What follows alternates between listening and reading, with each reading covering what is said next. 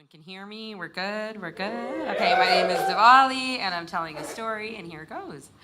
So, my annoying younger cousin is pressed up against a shelf window, and I'm trying to get him out of the way. And if you don't know what a shelf window is, it's something that I've only ever seen in India, and it is both a shelf and a window. And it kind of serves both purposes. This shelf window actually had books in it, and it was also something where my cousin and we were in the hallway, we could actually see in the living room. And because it was a shelf and there were books and stuff on it, we could see what was happening without being seen. And I really wanted to see what was going on in the living room, but my annoying little younger cousin would not get out of the way. So I give him a hard shove, and I pull him down, and I'm a lot bigger than him. I'm 16 years old, and he's kind of small, so this might have been a little mean. But I pull him down, and I say, listen, I have to see what's happening out there. This is my cousin out there, and she might be meeting the man that she marries. And you have no idea what any of this is about. You're a boy, none of this happens to you. And he's just kind of looking at me. And anyways, I successfully get him out of the way, and I get up to the shelf window. And I look out, and I'm able to sort of spy on this room. And where we are is the hallway. We're looking into the living room. So I look into the living room, and I see what's going on. In the living room are my parents. And I also see my Indian aunt and uncle. They're the people whose home we're at. I see my dad's younger brother and his wife, my cousin's parents, my other cousin's parents. And I see three people that I don't recognize. I see an older couple. They look like they're older than my parents. And I see a young man with them. And he looks like he's about 22, 23 years old. And I look at him and I was like, no way. And I look at him and I just think, no, I just can't see this happening.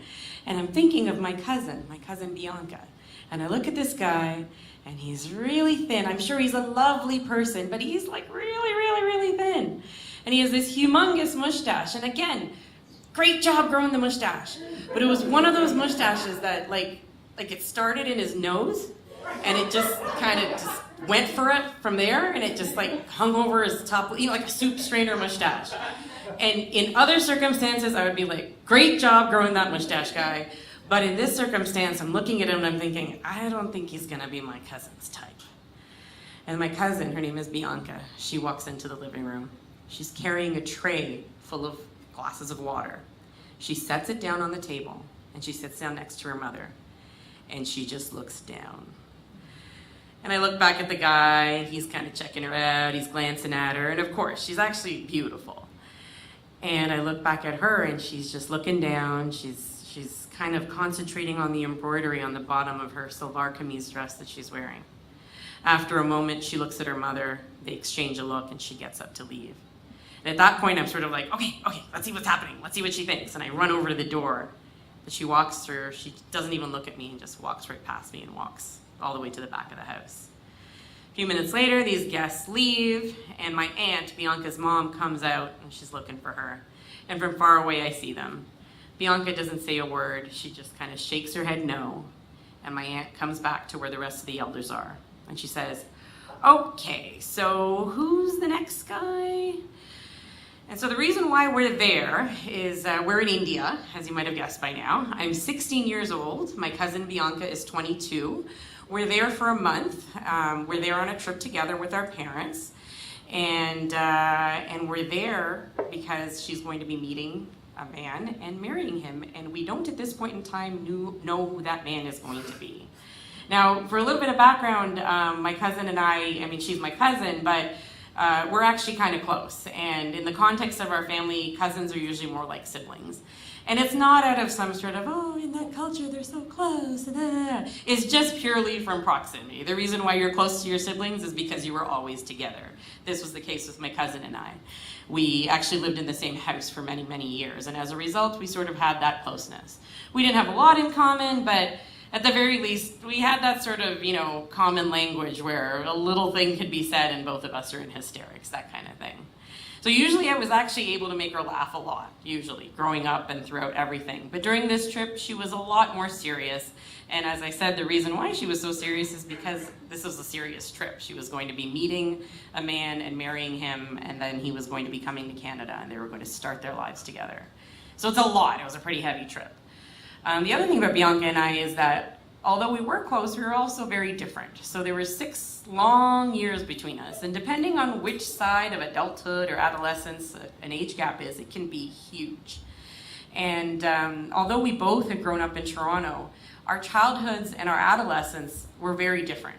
To the point where me at 16, I had actually had a lot of boyfriends. I'd been caught with them. I learned that they were against the rules, and I still had other boyfriends. And I got the lectures and all of that. And it was just, my parents said I was too westernized, yada, yada, yada.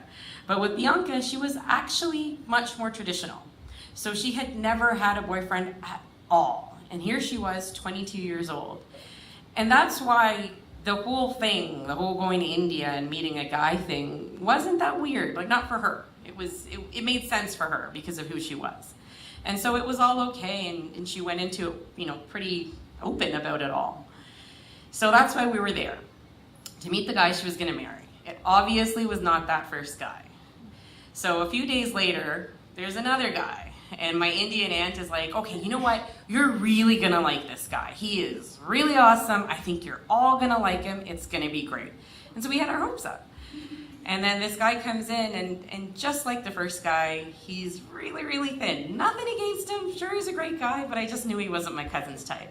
He was really thin. He had the big mustache again. And just like last time, he comes in. Bianca comes in with the tray of water. She sets it down. Just like the first time, she's looking down. She's not even looking at the guy. Just like the first time she leaves, and just like the first time after they go, she looks at her mother and she shakes her head no. This happens 24 times. 24 guys. And I mean, again, I'm sure there were all wonderful people who came from lovely families, and I hope they're all doing well now. But to me, they all look the same. They were all super skinny. No, nothing wrong with that. And they all had big mustaches, and they just all looked the same. And I just would look at them and say, this is not her type, like, what are you guys doing here, And it got a little worrisome for me because, here I was with my cousin. She was open-minded about it all, and I really wanted her to meet someone that she at least had a little bit of a spark with. So 24 guys later, and Bianca's mom says, you know what? We're here, we're in India, we're all together. Why don't we just go sightseeing for the rest of the time and do something fun? Because where we were staying at my aunt's house, although it was cool, it was a very rural area. There wasn't really anything exciting to do around there. So the parents all said, yeah, let's just get out of town. Let's do a little bit of sightseeing. And that was nice because as much as we were there for a purpose, and as much as everyone in the family before Bianca had gotten arranged marriage, it wasn't in the wheelhouse of my family to force her to marry someone that she wasn't attracted to. So that was kind of nice. So we packed up our bags, and the parents made plans to actually take us out several hours north to a large city north of where we were. And apparently there were lots of nice things to see there, and we were excited about going there. So we packed up our stuff, got into a van, and went on the road. And while we're on the road, my Indian auntie says, there's one more guy. And then she starts talking about him, that he lives in this city that we're going to. And but we had heard about him before, actually. They had tried to bring him by, but it didn't work out because he was traveling for work or something. And then, Bianca and I are sort of like, oh, we remember hearing about this guy. And I actually remembered thinking, he sounds like he has a cool job. Like he was regularly going out of town, and it sounded like he was doing some cool creative stuff. And so, that sounded kind of cool. And then they start saying, if there's interest, no pressure, we can go and see him since we're there and since he's there, yada, yada, yada. And I look over at Bianca, and she's actually come to life a little bit. And she starts telling me more about what she knows about this guy. That apparently he's the eldest, but he has younger siblings that are all married. And this is a big deal for us, because in our culture, things are still pretty traditional. And for someone, for siblings to be married out of age order in our culture, it might have indicated that they were not quite traditional. And for me, I just thought they might actually have something in common with my cousin who'd grown up in Toronto. So we drove out to the town, and actually the second day we were there, we went over to the guy's house to see him. And this time, I actually get to be there. There's no hallway that I'm banished to. There's no shelf window. There's actually just really nowhere else for me to go. So I go in there and I plop myself down right next to my cousin. I'm like, all right, let's do this. Let's check this out. And it was very exciting. And then he walks in and his parents introduce him. And the first thing I notice is that he actually's got some good weight to him. Like he looks like he hits the gym a little bit. And his hair it's just, he's, at the time, it was the style at the time, but he had some kind of highlights going on. And he was the first young man I'd seen, I swear to God, that whole trip that didn't have a mustache. And so he was different. And those things alone, I was like, I think this guy's got a little bit of a chance. And they're talking and he sounds really cool. Then I look over at Bianca and her head isn't down, it's actually up. And she's looking at him. And he's looking at her. And something's happening. And everyone can see it. And it's so cute. And, so the elders are all sort of like, all right, maybe we'll get together tomorrow and keep talking about this. And we leave and we go back to the house we're staying at. And the next morning, the guy's family end up coming to the house that we're at, first thing in the morning. The families all talk, and Bianca and the guy, actually, they go off into the backyard, into the garden. And they're alone, and they talk for 15 minutes. This is like unprecedented. And then she comes back, and I kind of look at her, and she's kind of got this cautious little smile on her face. And I feel really good for her, because, again, she's never even had a boyfriend. And this is really cool, and to be able to have seen it all happen was actually pretty awesome. So the families talk a little bit more, and then our family gets into a bit of a huddle. My uncles get us all together and they say, all right, the boys' side are a yes. What is it from our side? And then my aunt looks at Bianca and says, is it a yes? And Bianca nods her head, yes. And then my uncle puts his hand on Bianca's shoulder and he says, are you sure? And she says, yes. And there's smiles all around. And I'm happy, but then I also feel a little nervous about it all. And I'm sitting there and I start thinking to myself, okay, we just huddled and she just nodded and now her whole life trajectory has changed. And this is really cool, but like, what's happening here? And she only talked to him for 15 minutes. But I'm looking around at everyone and it's clear that I'm the only one that's feeling this way. And I don't want to be the one that's like rainy day on everyone's parade. And so I don't say anything, but I am a little worried. But then I look at Bianca and I look at her and I think, well, how else is it going to happen? She and I are so different. We weren't going to go back to Canada and she wasn't going to suddenly start dating and having secret boyfriends and rebelling at the age of 23 or 22. And this was the only way it was going to happen for her, and she seemed happy, so I was happy too. And really, I had no choice, because we then found out that the wedding was going to happen in 3 days.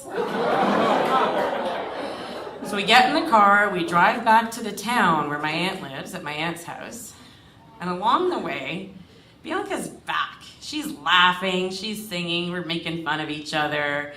She whispers to me that the guy she's going to marry has actually got these really super long eyelashes, and she's just, it's super cute. And we're singing Bollywood songs, and at a certain point I get the idea that what if we translated these songs to English? And I start doing that, and it's really funny, and we're splitting our sides laughing, and I look at her and I think, we haven't laughed like this. Like, I haven't been able to make her laugh like this since before this trip. And I think, you know what, I think everything's going to be okay. So we get back to my aunt's house. The minute we step foot in the door, the wedding machine is already whirring around. There's people we don't even know there, and they've already taken care of things. There's invitations already done. There's a temple, a venue already booked. People are scrubbing the windows. Later that day, we get fitted for new outfits, and it's just working. And I'm still in awe of how it all happened, but it was just a lot of generosity is what I could say. Aunts and uncles who I didn't even know came out of the woodwork, left their lives behind to say, how can I help? And that's how a wedding happened in 3 days. So needless to say, the 3 days flew by. It's the day of the wedding. I'm sitting in the temple at my cousin's wedding. And I feel really awesome. I'm wearing this pink outfit. It's a little midriff. It's very sparkly. And I have my hair done up, and I've got fresh flowers just kind of cascading down one side, exactly how a popular Bollywood actress at the time had it in a movie. So I was like, I am awesome. And the happy couple is at the front of the temple, and they're doing their wedding ceremony. They're getting married, essentially, and everyone else is just chatting. If you've never been to an Indian wedding, that kind of happens most of the time. The ceremony is very long. There's a lot of people you haven't seen in a while. You just kind of talk while it's happening. It's still going on. So that's what I was doing. I was chatting away. I'd met new cousins. We were having a lot of fun. We were teaching each other how to swear in each other's languages. It was awesome. And not bad stuff, just like variations of the word butt and stuff. And I'm having a blast. But I look up at my cousin, and at Bianca, and she's just sitting there by herself. And she's just staring off into space. And she just has what looks to me like a really pained expression on her face. And I feel a little bit of tightness in my throat. But I shake it off. I say, nope, not the time for this. And I go back to joking around with my cousins. Somebody's passing around a bag of chips. It's masala chips. They are super tasty. We don't get these in Canada. They are awesome.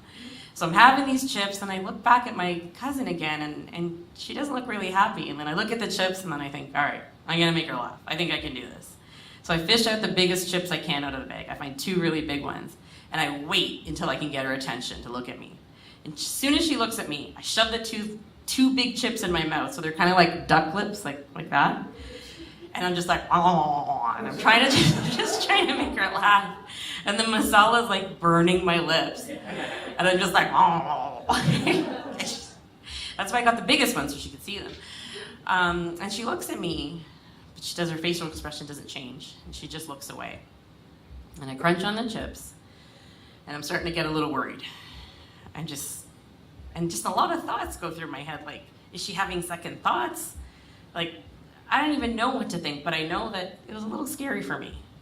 Then out of nowhere, my aunt's like pulling my arm. Turns out there's actually a part in the ceremony where I have to do something as a stand-in for a sibling kind of thing. So I go over to the front where the couple are, and the groom's siblings and cousins or something are also there, and I'm there with Bianca.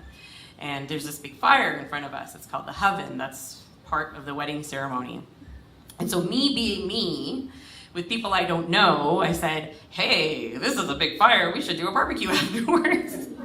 Yeah, I made a joke about a barbecue in a Hindu temple in India, okay? So, I thought it was funny. I at least thought I could get Bianca to crack a smile, because come on. But she didn't, and she was just stone-faced. And the groom and his family, they just kind of gave me a little smile, because again, I did make a joke about a barbecue in a Hindu temple. And they turned their attention back to the ceremony that was happening. Now at that point, Bianca turns to me and she looks me straight in the eye. And she says to me, your stomach is so fat. You need to do sit-ups. So I feel a little bit of a sting right under my heart. And I suck in my stomach. And I start to hunch down my shoulders a little bit. And then I look at her, and I see that she's not looking at me. She's not even looking at my stomach. She's again looking just off into space. And that pained look is back on her face. And I look at her, and I realize that she's standing next to a man that is her husband. She's standing next to a man that she's only spoken to for 15 minutes. And I think about what she said, and I think about where she is. And I think maybe saying that to me in that moment was all she had. So the wedding ceremony ends. There's a meal, it's delicious, I have a lot of fun with my cousins, and then it's the end of the ceremony. And typically in Hindu weddings, the end of the ceremony is called the Vidai. And what happens there is the newly married couple, with all the ceremony complete, go around to all their elders, ask for blessings, and essentially say goodbye. Because what happens next is the new couple is going to go off to where the husband lives and start their life as a married couple. As you can imagine, there's a bit of emotion to it all. So that starts happening. And I see Bianca bowing down to her parents, and then she gives them a hug. She does the same with some of our aunts and uncles, with my parents.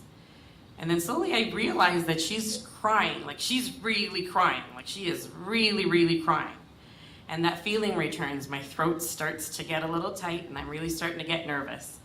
And I'm trying to stay calm because like this is a thing, this happens at Indian weddings. There are like entire Bollywood soundtracks dedicated specifically to this part of the wedding. And so it's a thing, it's not new, but there was something about it that felt really big. And so I was nervous.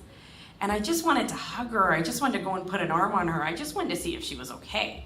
So I start trailing around after her, and my aunts are shoving me out of the way because there's elders to bow down to. There's people who like made this day happen, and you know they need to be given respect to. And I'm starting to think like I don't even think there's like a role for the cousin here. Like, what's happening here? So I keep following them around. I keep getting shoved out of the way, and I actually just start getting more and more panicked because she's really, really crying. And before I know it, they're done getting everyone's blessings and they're going down the steps out of the temple and they're going into a car that is right there already and the door is open. So I shoved my way through. Sorry, aunties and uncles. I shoved my way through. I barreled down the steps and I got there and she was already inside and the car door was open. I get in there, I lean down, and I lean into the car and I put my arm around her and I'm bracing myself. I'm ready for her to push me away. She doesn't push me away. I take her, and she takes her arms and brings me in. I bury my head into the crook of her neck, and I feel her head buried into the crook of my neck. And I hear a crushing sound as the flowers in both of our hair crush against each other's head.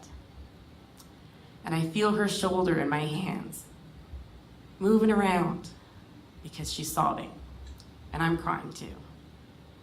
And I am very, very scared for her. And in that moment, I hope very hard that everything is going to be okay. So after a moment, I step back. Bianca and I, we don't even look at each other. The car door closes, the car drives away.